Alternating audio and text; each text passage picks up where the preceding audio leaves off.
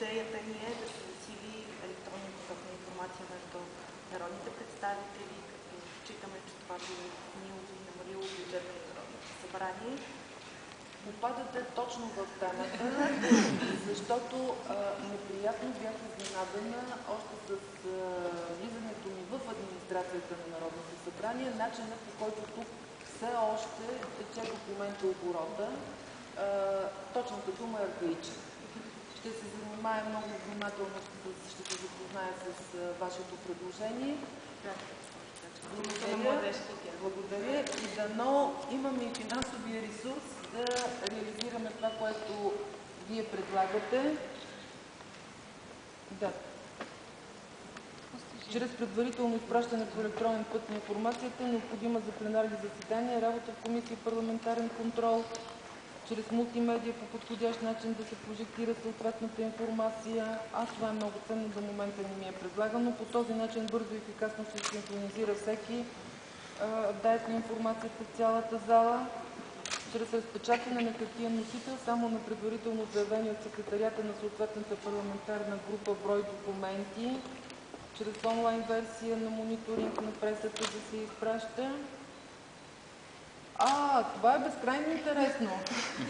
Нашия призив към вас, в качеството ви на председател на Народното събрание, имащо амбицията да бъде отворено към иновативния подход в политиката, ще се радваме тази зелена идея да улесни работата на народните представители, която същевременно ще бъде в синхрон с околната среда. Зелена идея, защото вие искате по този начин да се спести, да преодолеем бюрокрацията, да съчетаем зелената идея с ефективен начин за спестяване на време, средства, по-малко бюрокрация, по-голяма оптимизация на работа и, разбира се, рециклираната хартия, която толкова много върви из тези сгради, това да не биде отпечатано на планера.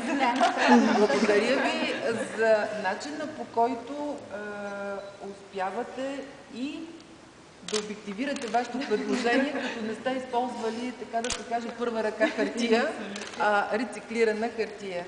Много ви благодаря.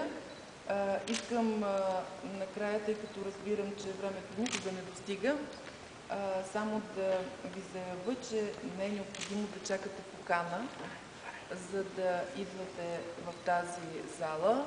Ние сме отворена институция, работим прозрачно и с други граждански и неправителствени организации, а разбира се, че заем ГЕРБ тази сграда, докато 41-то Народно събрание има такова внушително мнозинство от представители на партия ГЕРБ, ще бъде като ваш пристан, в който вие бихте могли да получите каквато ви е необходима информация относно работата и дейността на законодателния орган в държавата. Много ви благодаря.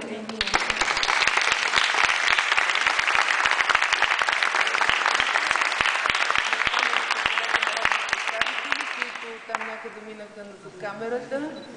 Нека не ви следят камерите само как гласувате и как се трудите в останалото време, но тук е мястото да се присъедините към всички младежи, за да се види, а може би пък това леко минава назад камерите, за да се види, че голям процент от депутатите на ГЕРБ са всъщност млади хора от младежката структура.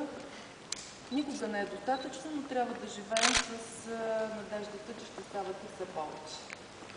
Хубав ден на всички. Сега, ако проявявате интерес,